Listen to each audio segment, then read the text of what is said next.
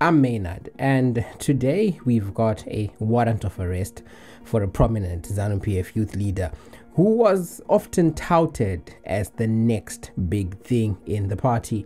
We have sea surfers deserting cruise ships, fake doctors with bizarre prescriptions, like one where a patient was prescribed cucumbers and spinach, and a strange but concerning elephant culling controversy. This is the Saturday RoundUp with Maynard, the show where we slice through the noise and we bring you the Zimbabwean stories that matter the most. So let's dive in.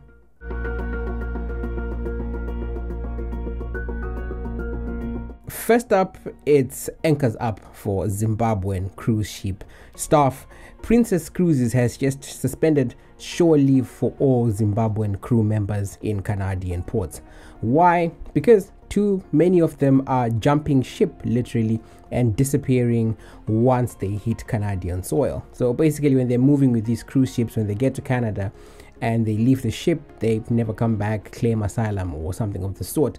A leaked internal memo from the company's vice president for maritime HR says desertions are now unprecedented and pose serious risks.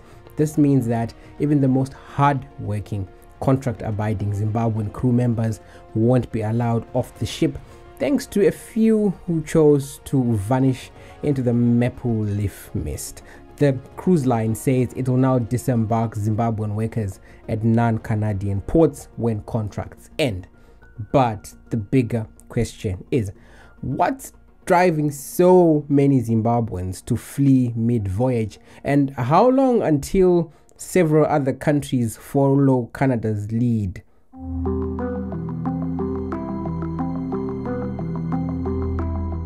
From deck duty to dodgy dealings, former ZANU PF youth leader Lewis Matutu is now a wanted man. A warrant of arrest has been issued after he failed to show up in court this week.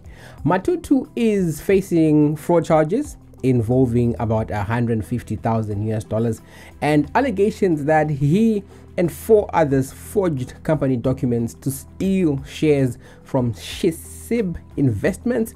I think it's a mining company of sorts. So apparently Matutu and his mates, they faked years of returns, they forged signatures, and they backdated documents, basically rewriting the entire company's history to take control of it. When did it unravel, you might ask? When Parks and Wildlife were told to hold operations because the new shareholders, Matutu and crew, were selling the mine. That's when the original owner actually found out what was happening. So now there's a warrant out for Matutu's arrest. But the question is, will it be enforced, or will this become another high-profile case swept under the political carpet? Remember, Lewis Matutu was Emerson Mnangagwa's blue-eyed boy for a very long time. He was the man who was touted to be the next psychology Maziwisa. It didn't quite pan out, but he's Mnangagwa's blue-eyed boy. And we'll see what happens with the warrant, if it will be justice served or justice deferred.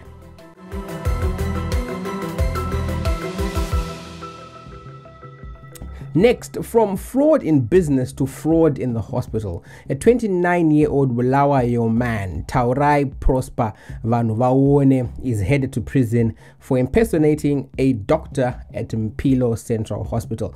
He went by the name Prosper Mpofo, and he convinced desperate patients that he was actually legit. He issued fake prescriptions, including one that recommended lacto and fruit. Yeah, he actually had a pad where he wrote lacto and fruit. There was another one where he wrote cucumber and spinach. And when pharmacists saw a prescription saying fruit, they raised the alarm. He even scammed a student nurse out of $1,600, promising her hospital attachment. Vanuvawone was sentenced to 7 years in jail, but he could walk early if he pays restitution by July 30. There's a kicker though. There's always a kicker with our stories. This isn't his first act. In 2022, he was in court again using the same alias, but this time claiming to be a fifth-year medical student during an assault trial. So get this, we now have fake prophets, fake lawyers, and now we've got fake doctors. Zimbabwe is becoming the professional capital of cosplay, like of all the role play. Fake pretty much everything.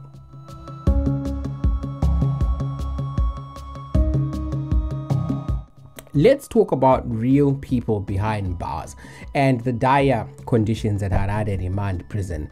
A new report by the Zimbabwe Human Rights Commission reveals that cells built for 35 inmates are now holding over 80 of them. Phones, they don't work. Families can't reach their loved ones.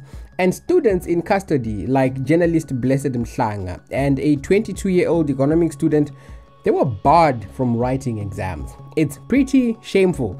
Robert Mugabe became quite an educated man while he was in prison, so did Emerson Mnangagwa. But in today's Zimbabwe, people who are held at remand prison, they haven't even been convicted yet, are being denied education. The commission also found that migrants were being detained with no charges, injured inmates were left untreated, and multiple claims of police beatings and theft during arrests were going unchecked. This isn't just overcrowding, it's dehumanization. And while the commission is pushing for urgent reforms, the deeper concern is how many people in those cells don't belong there at all.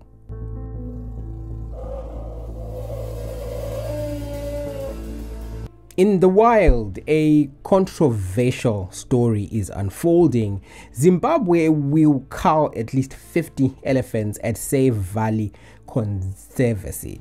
I actually don't know if it's Save Valley Conservancy, you know that, where the population is now 3 times higher than the land can support. Officials say they've already relocated 200 elephants, but they say it's not enough. This latest cull comes as the country faces rising human-wildlife conflict, with elephants encroaching into villages due to drought. The meat will go to local communities, the ivory, it will go to the Parks Authority, but animal rights groups are furious. They are saying culling isn't a sustainable solution.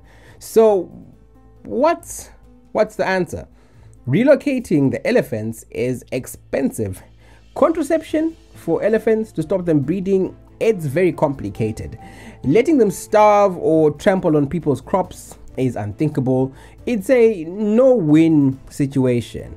But as always, the question is, who gets to decide what's ethical and who gains what from the kill?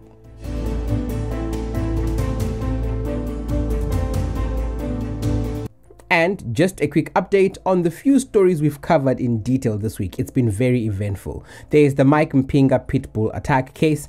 Mike Mupinga appeared in court and he abandoned his bail application. But here's the twist. The father of the deceased now says he wants the charges dropped, claiming the families have settled. Legal experts say you can't just withdraw homicide charges, but hey, it's Zimbabwe. That story is out and you can watch it here, I think.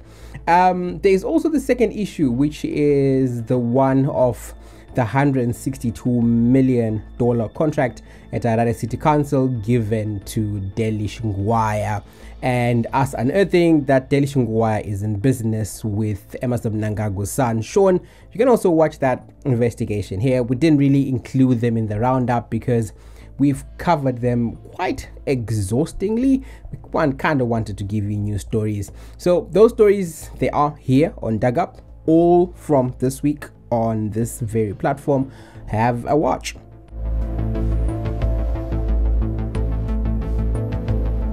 And that is all for this week's Saturday Roundup. From deserting cruise workers to overcrowded cells, from fake doctors to elephant cows, and Mnangagwa's blue-eyed boy, now a wanted man. Zimbabwe never runs out of stories.